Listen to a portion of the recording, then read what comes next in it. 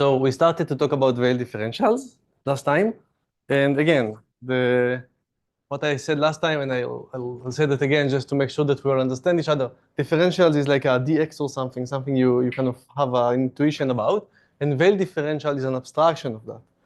You can actually make the connection. This is chapter 4 in Stichtenhof, and in the seminar part, maybe one of you will decide to do it. And I'm also playing with the idea of recording a video after the course, just right afterwards, because I don't have time right now to connect those two. We don't need the connection, but I think it's good to have. And it's not so difficult. So I mean, but yeah. But we are going to work with them as completely abstract creatures, where the motivation, if you remember, was just as a motivation, because it was kind of late last time. So we proved towards the end of last time that if you look at the Adel space, all Adels quotient by these Adels, those that are in lambda A plus F, then the dimension as a K vector space is a number that we care about. That's why we look at this algebraic object. And that kind of triggered us to consider the definition of a Weil differential. So if you remember a Weil differential, so if you have a function field, then a Weil differential, let me just write Weil diff, is some element usually denoted by omega from, it's a K functional from A to K. Then it's a K linear map sending things to K, and the things that it sends are the Adels. So it operates on Adels as a linear transformation, which is weird because Adels are weird. I know that, but just saying. So not only that, we required for an Adel, for a Weil differential to be for an element here to be a Weil differential, we actually require it because of that, such that omega vanishes on some, we don't care which, just that there exists one, lambda A plus F. Namely, there is a divisor such that omega vanishes on this. Because, for every such A, you really, like, for any such A, the homomorphism that vanishes on those correspond to this space.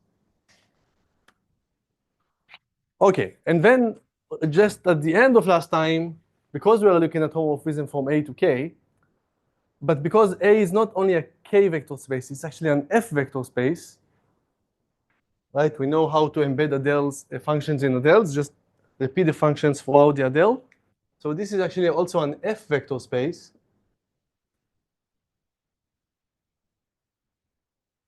So what I said last time was that generally speaking, if you're looking at homomorphism, or K-linear homomorphism from A to K, from V to W in general, but this is also an F vector space, then this is also an F vector space. So what I'm saying is that generally speaking, just repeating last time because I think it was quite late at the lecture. So what I said generally is that if you're looking at for any K linear subspaces, homomorphism from V to W, we all know that this is a K vector space, right? You can add homomorphisms and you can multiply them by a scalar from K. That's like at the basis of the duality in linear algebra. That's what you always do. But what I'm saying is that if you have these, well, V is also an F vector space, not just a K vector space, and W can be only a K vector space. Right, in our case, you see V is going to be Adels, and W is just going to be K itself. But generally speaking, then what I'm saying is that this thing is also an F vector space. It's an important subtlety that we'll have to look at. And the reason is that you can actually take an element from F, let's call it A, and take an element phi from here. It's supposed to be like inside. And you can define that. You can define this to be an element here. Not in F here, the same, a homomorphism from K. So I can define this, so I can do that. I can define a homomorphism. I need to define how how to do that, how to multiply an element in F by an element from the homomorphism space. But I can do that. And the way you do that, so how you define this, so a phi, when you feed it, I mean, I want to define this thing. So I should tell you how it acts. So when you feed it something from V, right? So A is in F, P is this element in the homomorphism space, and this is little v and capital V. When I just define this to be phi of A times V. And that makes sense because this is a scalar in F, and this is coming from V. It's an F vector space, so you can do that. Multiplying a scalar by an element in the vector space. And you can show that it is actually a valid definition. It is indeed a homomorphism, not just a function. And it also extends the usual, if you plug A from K, it's the usual thing. You just put it back inside. Good, so that was last time. Any questions about that?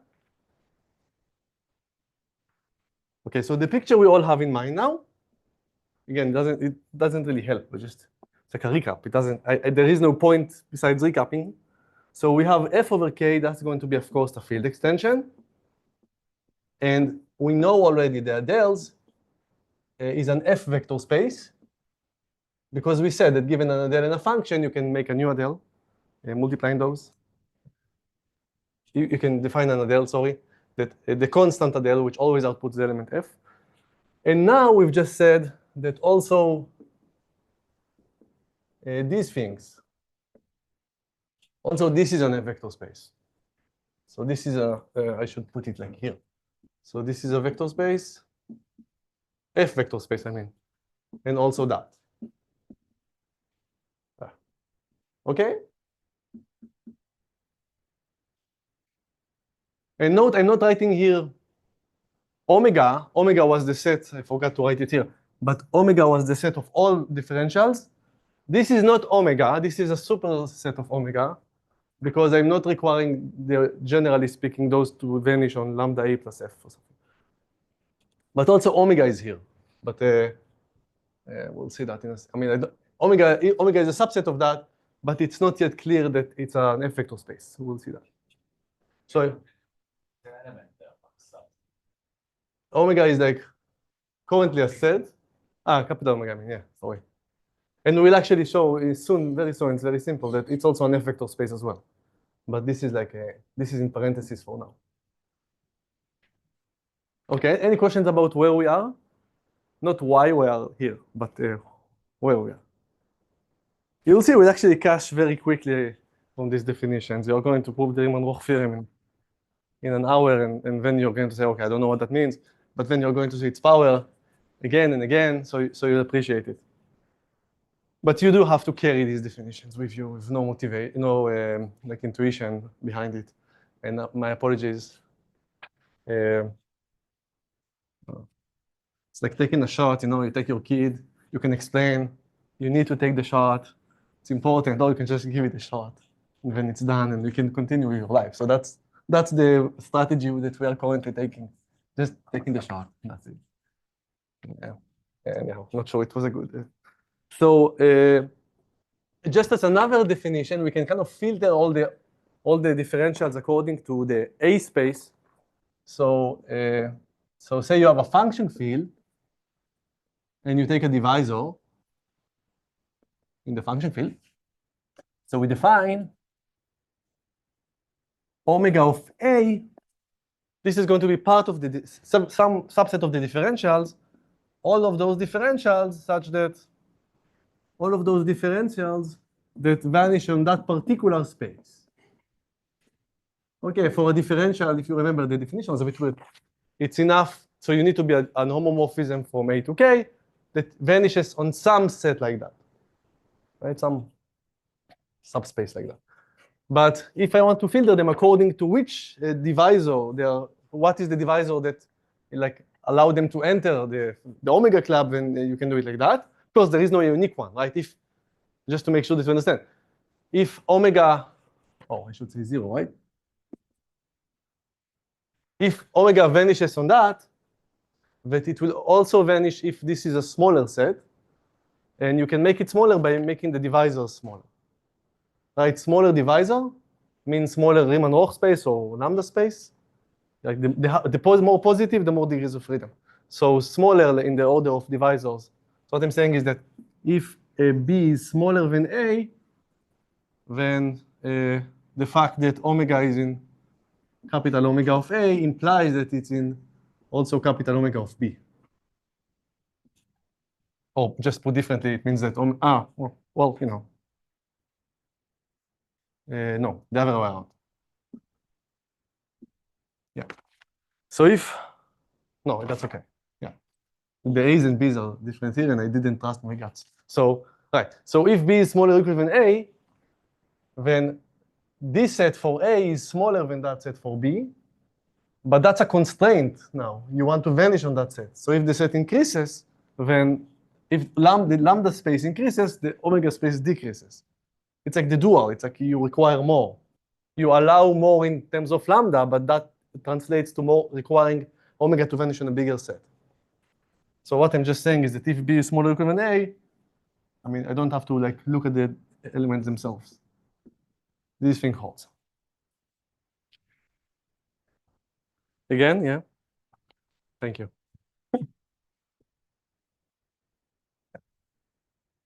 Right. Okay. Good. Right, so it's not like there is a unique A that entered omega to the space of capital omegas. If there is one, then everything that's kind of below it, am I right now?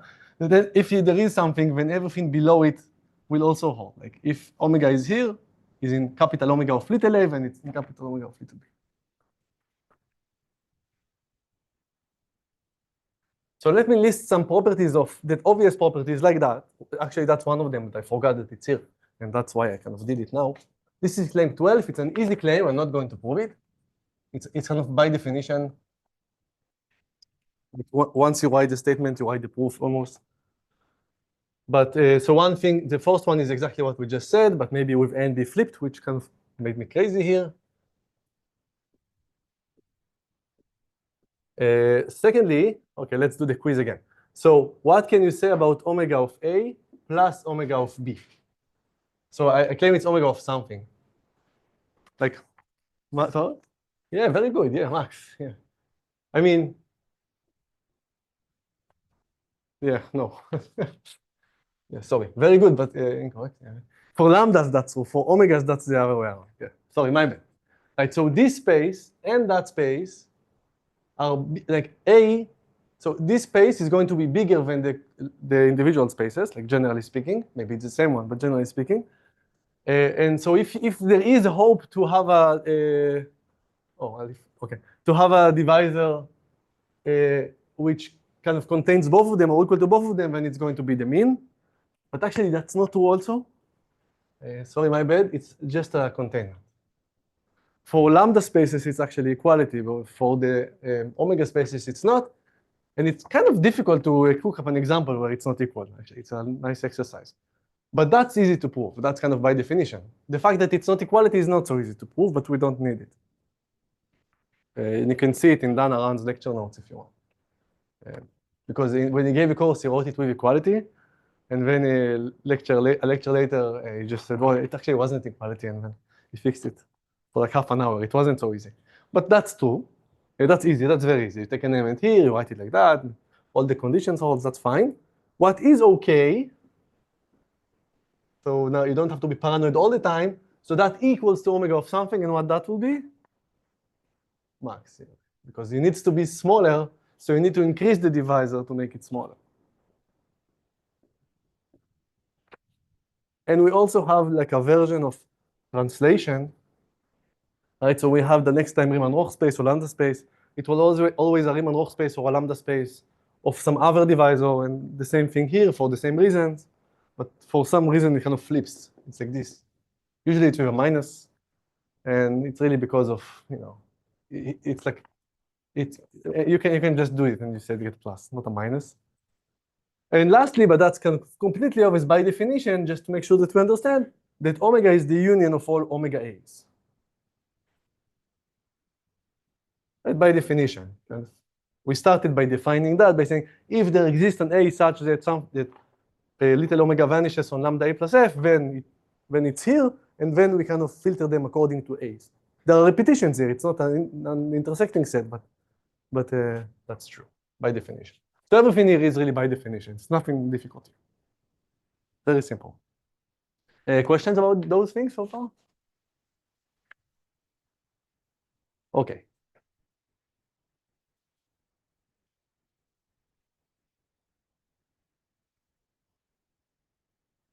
So the next claim just tells you that every omega A, like capital omega A, is a K vector space.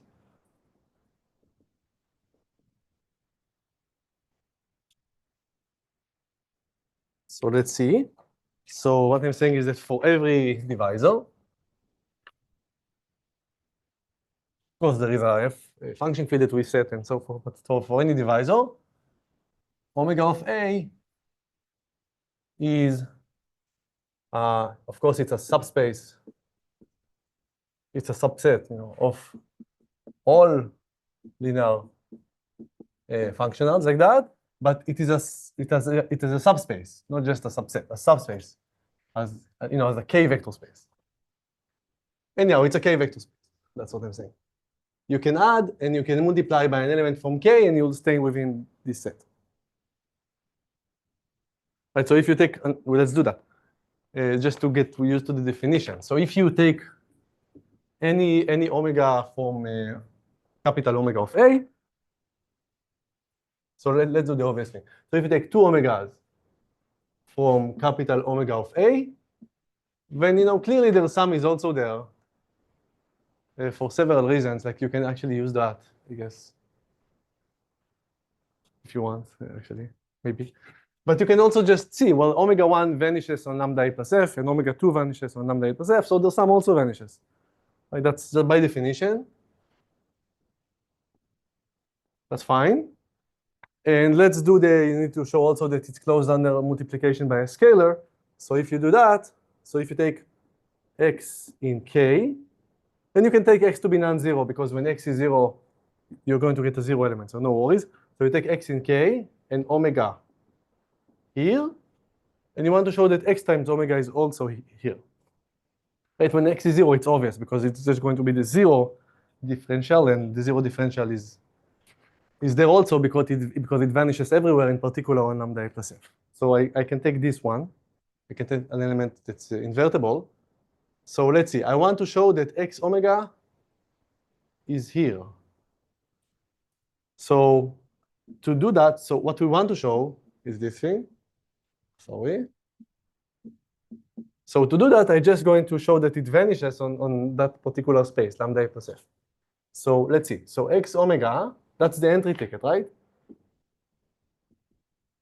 And to be here, you just need to be a homomorphism, a K-linear map, but you also need to vanish that set. And, and the point is that you can put the x inside now. That's how we defined how you multiply by f, but it extended how we multiply by k. It's just a K-linear homomorphism. You can put the x inside the arguments to omega, because this is a K-linear map. So it's omega of x, omega of a plus like xf, namely x times every element here plus x times every element here. But what is this thing? Exactly. And what is that thing?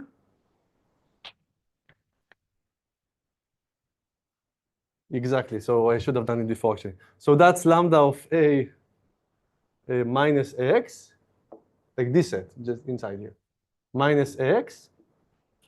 But that's not what I wanted. I wanted to be in lambda. I wanted it to be lambda a, not lambda of a minus x, right? But what is this thing? And that's kind of deep that we proved last time. This is 0, exactly, right? Because we said that every function, so the principal divide, sorry, for an element in the constant field, a constant element, except for the 0 element, has no 0 and no poles. So there's nothing here, because you are in K. If you are in F, actually that's not going to be 0. That's going to be the principal divisor of that element. But for constants, and x is in K, and it's non-zero, so it's a non-zero constant, we know that x, it's a 5. It has no 0, it has no poles, so this is actually 0. And so we're fine, right? This is lambda A.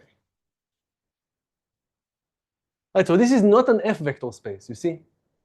Because if x were from F, then this little a would move to a minus x, right? So an element from here will move, if you multiply by x, will move to another omega of a minus the principal divisor of x. Yeah, that's the proof.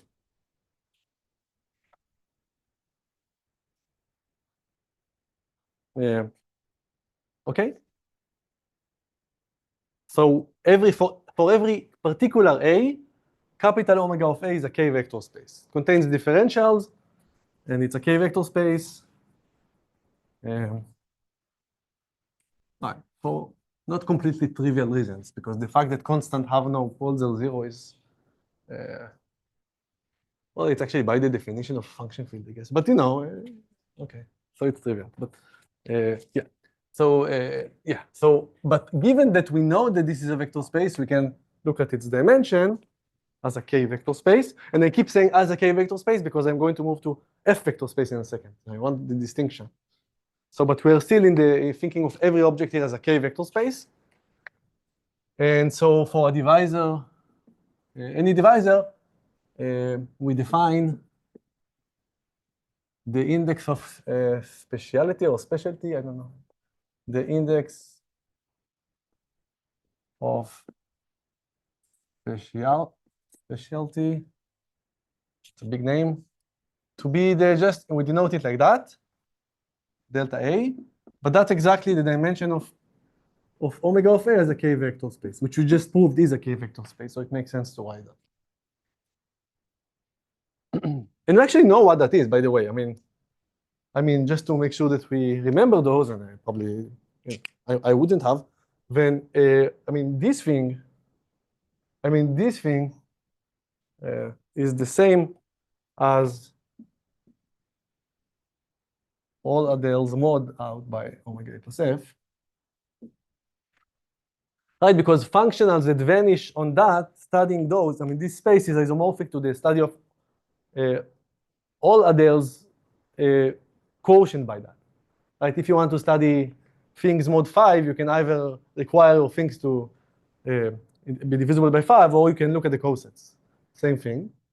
And that we know what it is. That was a theorem last time. That's what started the whole thing.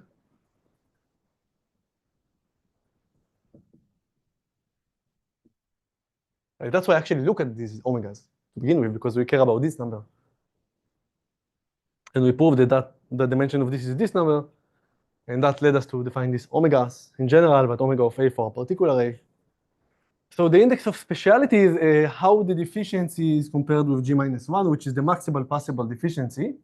And we call it index of speciality because, as we'll see today, this is usually 0, in a sense of usually. So if it's non-zero, you're special. And the larger it is, the more special the divisor is.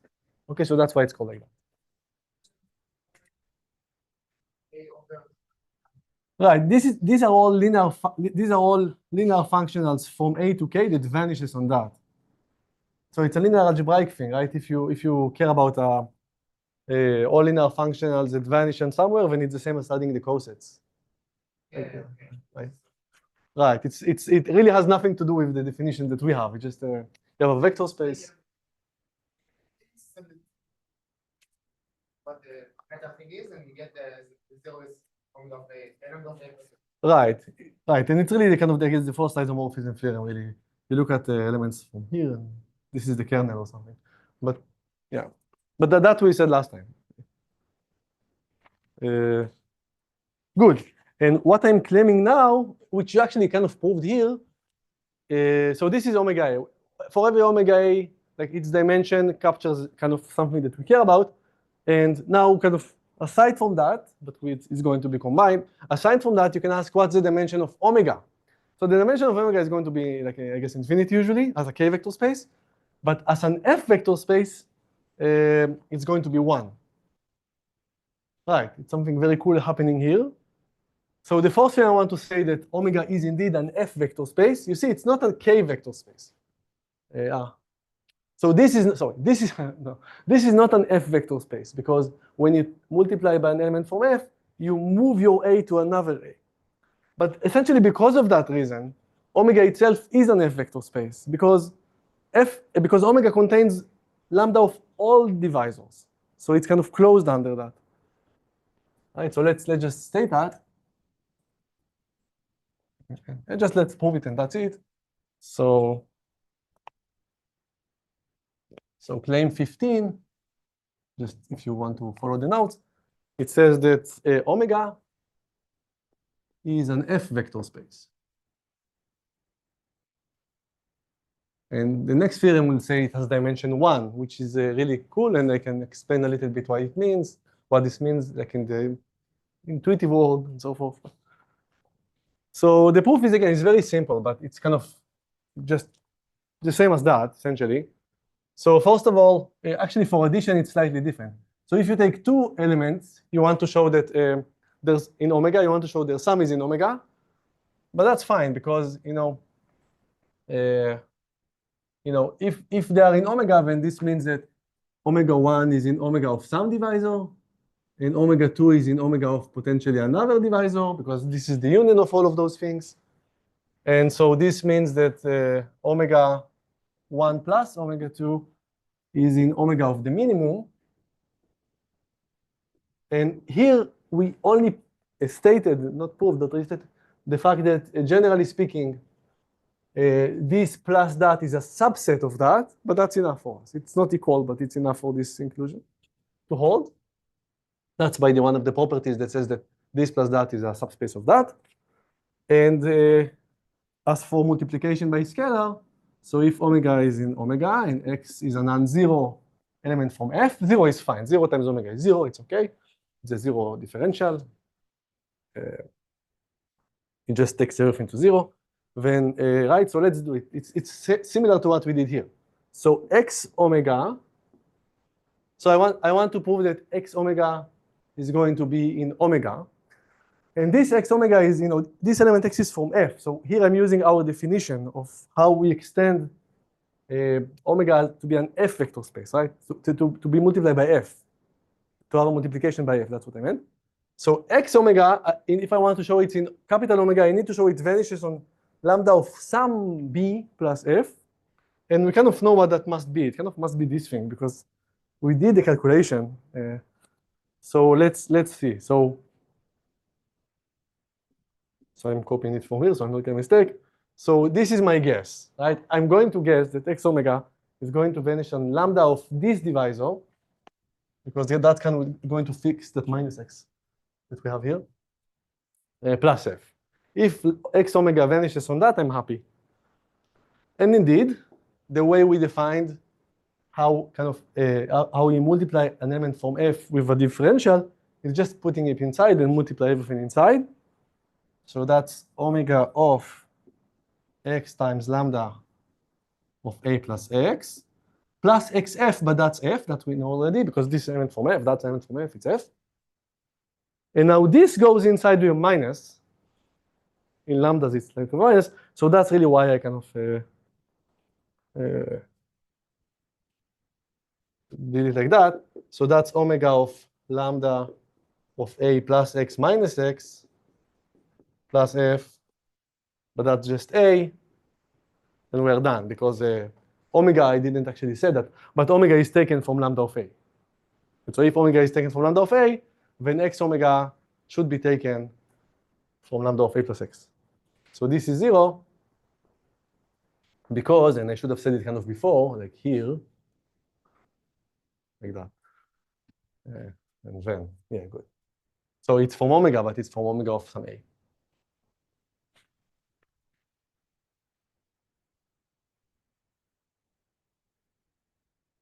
Okay? So now the main theorem, which I'm not going to prove here, it will be in the videos because it takes like half an hour or 20, actually it took like 22 minutes or something. Here it will take half an hour because on the board I'm kind of slower.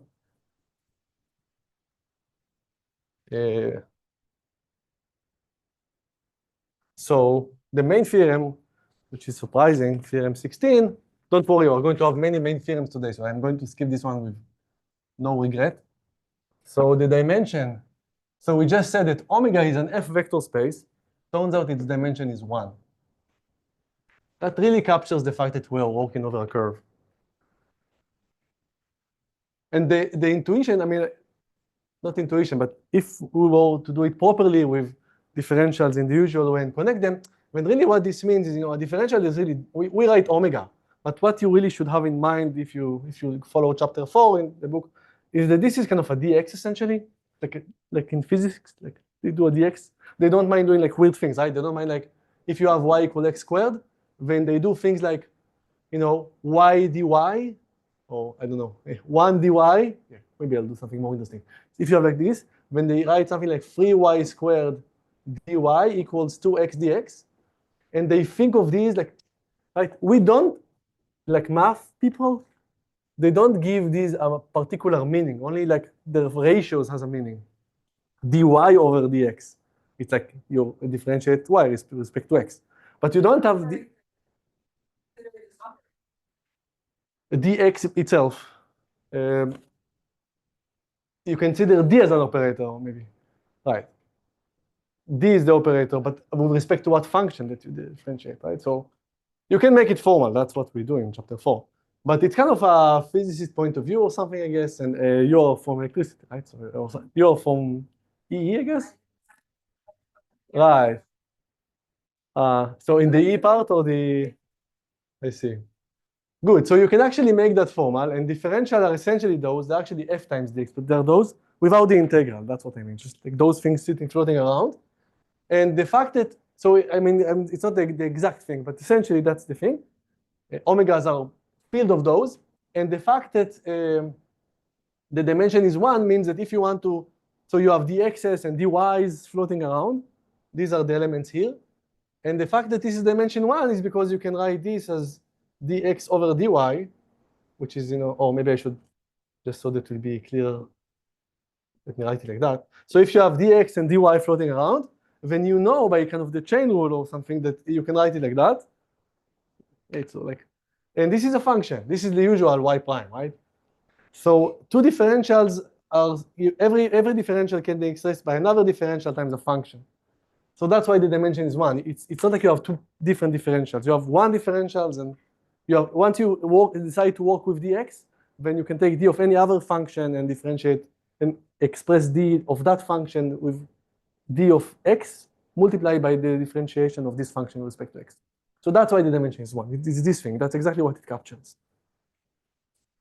It doesn't help because I never kind of said what's the relation, but just, that's what it is. And the proof is very nice, and you'll see it in the video if you want. But we do have to skip it, so it's there. And the picture now, the better picture that we now have is the following. We have K, we have F, we have all possible adels. So these are different lines. This is like a F vector space. This is field extension, right? But it's also a vector space, but I mean there's a field extension. And then you have all possible homomorphisms from adels to K. Within it you have omega. These are those that vanish from some lambda A plus F. And we just proved that this is an F vector space. We didn't prove it, but I just said it, of dimension 1. And below it you have these lambda A's for different lambda A's. These are not F vector spaces, so I'm putting them like kind of the same level more or less, because when you multiply an element from here with an element from here, it will move to a lambda for an omega of a different A. But we proved that that thing, it's also, this is a K vector space, but the dimension is G minus 1 minus degree minus dimension. So we really care about those, right? Which we denoted by a delta, index of speciality. But this is the picture that we have now. And kind of, usually I want, maybe you do want to see this one. I wasn't sure if I want to do it. I just recorded the video and said, well, let's see, but I think I'll just skip it. But maybe you do want to see it. It's very short, and I don't know. It's important enough to actually do it. Okay, so it's there. Sorry, it's hard to make the right decisions there. Good. What's now? That's the proof. I didn't see what I'm looking at. which we are not going. It's not so long or tedious or something, but something has to be skipped. And so let's assume the validity of this theorem and just continue unless there are questions. Okay, it's all fine? I have a question. Yeah, thanks. So, previously you stated that you think of domina as X, Y, stuff like that. Right. But how do you think about it this way? Because I think No. Yeah, I can. That's chapter 4 in the book. I can't. It's like long. It's not a 10 minutes. I mean, a fourth question will be what is an Adele, right? It's like omegas here are operators on Adeles, like linear function on Adeles. So what is an Adele? You have to start there, right? So I can't. Yeah. Right. It's kind of annoying because that's the one thing I would add to the course if I could, because it's like only 3 hours, like one lecture, and you can do it. And it's not hard even. But you do have to do a lot of things. You have to do field completions and yeah, it takes 3 steps. So each of them is essentially an hour. So I can do it. But this is a good project for the seminar because actually, like, technically it's quite easy, and it's actually very, very cool. It's insightful. You kind of see, you will see the residue theorem. There is a residue theorem. You don't have integrals, but you have a residue theorem in function fields. And as Tomer will show you maybe starting today, I guess, and next time, you can actually make codes from differentials, not just the way we did it. We constructed codes from functions, like what you do, right? Like you evaluate a function. But you can do it with differentials, and so you will have a chance to play with those definitions also, like in decoding theoretic context, which is good. And it turns out that these are, I don't want to ruin too much stuff, but it turns out that these are the dual to our codes. And so it's really it is kind of dual, and is dual in terms of codes. And it turns out that every such code is actually an AG code to begin with, as we define it and so forth. You'll see a lot of that. So you get a lot of chance to play with it, and you may not get the intuition of how this relates to the X's, but you get a intrinsic intuition of what these are, which is not less important. Or not, or maybe just like abstract creatures that you'll always hate. But I think it's fine. It's linear functionals. So okay, so let me just continue. So you can consider, so once you define those two things, actually even lambda, before even talking about omega, just Adeles, you can consider lambda 0. Like 0 is a special divisor. So you can consider lambda 0 and ask, what does it tell you? What is it? Right, so what is it kind of by definition? Right, all Adeles, this is from last time, so it may not be, such that VP of alpha is larger or equal than 0. I should write VP of alpha plus VP of this divisor is larger or equal than 0, but it's 0, so it's like that.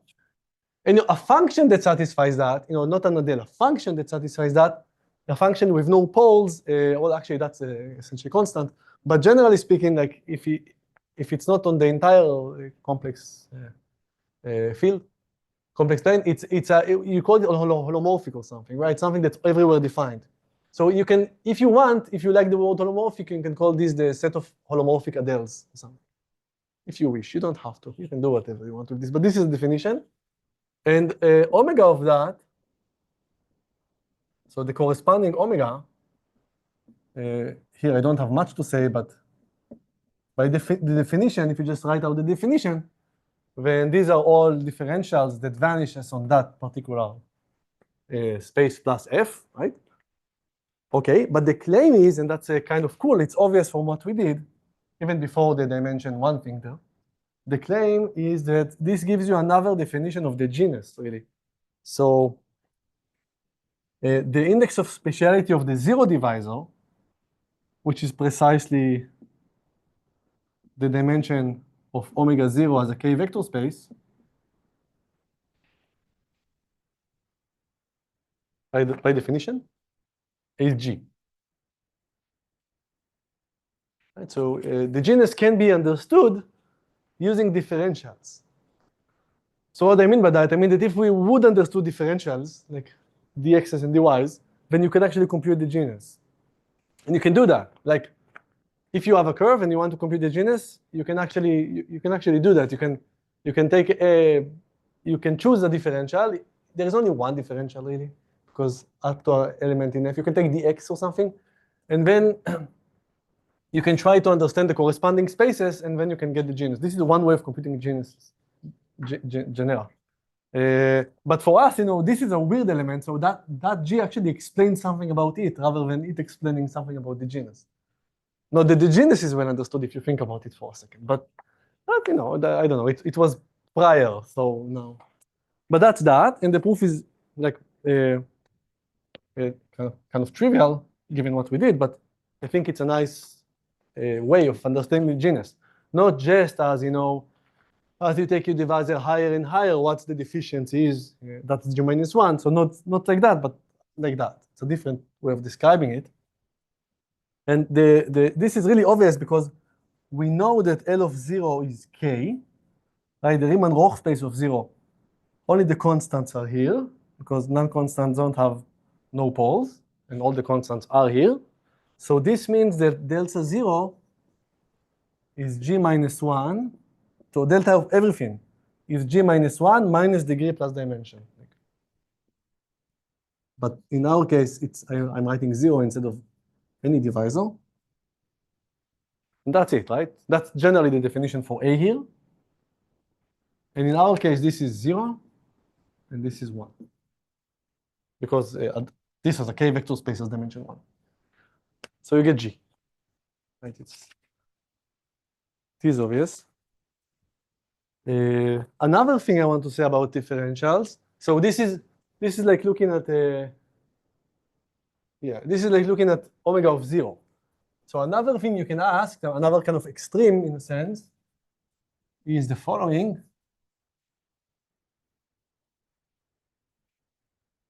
So you can say, just as a recap, if you take a divisor and you make it larger and larger, so you kind of increase it, you can be larger than A and C larger than B and so forth, then the lambda space will get larger and larger, like Riemann-Roch spaces.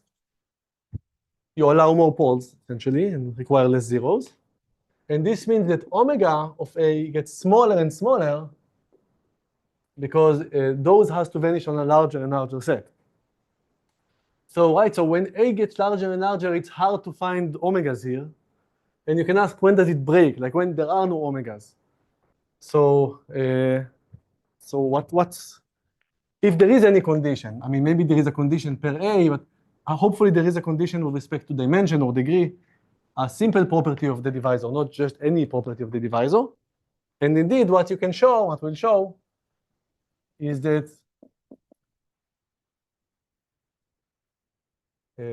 maybe I should have written the contrapositive, but so let me read it in the contrapositive way. So if the dimension is larger, so when I wrote A large, I wasn't sure I can refer to a particular property of A, but turns out you can refer to dimension, which is nice. So if the dimension of A exceeds G, then there are no differentials there. It's too much.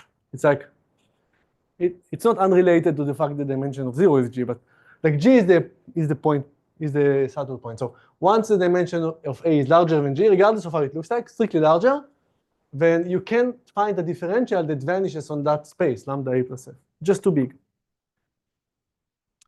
And that's weird and funny because this is the dimension as a Riemann-Roch space, not as a lambda space, right? So, but this is the dimension in the usual sense, right? The dimension as a vector space over K of the Riemann-Roch space of A. Here I wrote lambda, but it's kind of the same idea. Okay, so once you exceed, or in other words, if this, we need this for something, but it's also nice to see, if there are differentials in omega of A, it means that its dimension can't be too large. So let's prove that and then go on to the break. Oh, that's it? Oh, okay. So, yeah. So again, I'm throwing at you many claims, and I'm building on them. I actually need that. I'm going to use that for that and that for something else. But I think each of them also teaches us something. So that's nice. Good. So yes, I think I'm proving the contrapositive or something. So let's see. So let's take omega, which is non-zero. Yeah, that's what I'm doing, I guess. Right, if I'm doing that, I can't start. Yeah, actually do that, yeah. Assuming this, there is an omega here which is non-zero. I'm not proving the contrapositive, I'm proving that. So let's take an omega which is non-zero here. The dimension, I mean, this is non-zero vector space, K vector space. And then let's consider the monomorphism.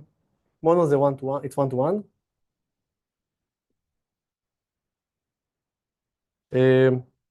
So the monomorphism looks like that. It's a K monomorphism. It starts from the Riemann-Roch space of A, okay? And it goes to omega. And what you do is, so omega is fixed, right? Little omega is fixed.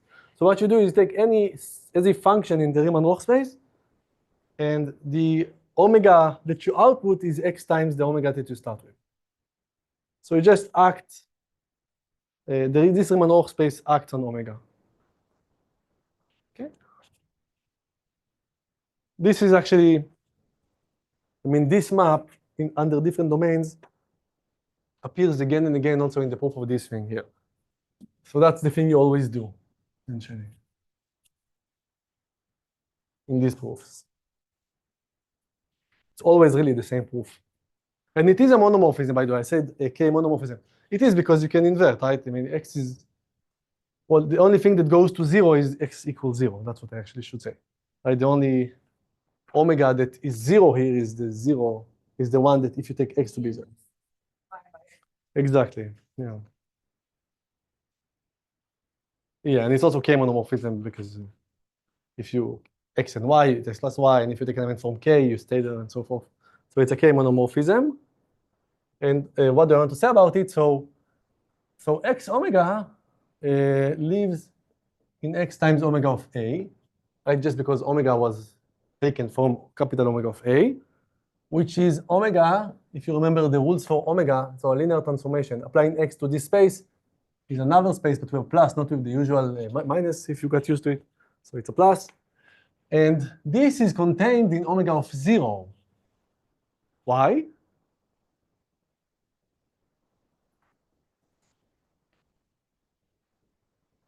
Because x comes from the Riemann-Roch space. So we know that this thing is larger or equal than 0 because x is from the Riemann-Roch space of A. And omega decreases if you increase the divisor. So this is a smaller divisor than that. So this omega is larger than that. Right? Makes sense? Good. So this means that, right, so this is a monomorphism. And you actually see that, I mean, initially we said, you know, it's from L of A to this Riemann-Roch space to all of omega. But actually we see it only goes to omega of 0. It doesn't go to all of omega. Right? So the image is actually much smaller. It's omega of 0. It's just maybe a subset of omega of 0. So in particular, the dimension of this is smaller than the dimension of omega 0. Because it's an injective map and right, and the image is contained in omega of 0. So this means that the dimension of A, which kind of by definition, if you remember, is the dimension of the Riemann-Roch space, is smaller or equal than the dimension of this thing as a K vector space, which is G. That's what we did in the previous claim.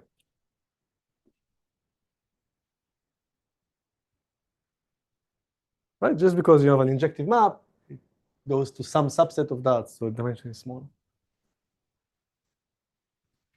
Okay, good. So, so after the break, we'll prove a really nice theorem about divisors, about differentials. So let's take a break.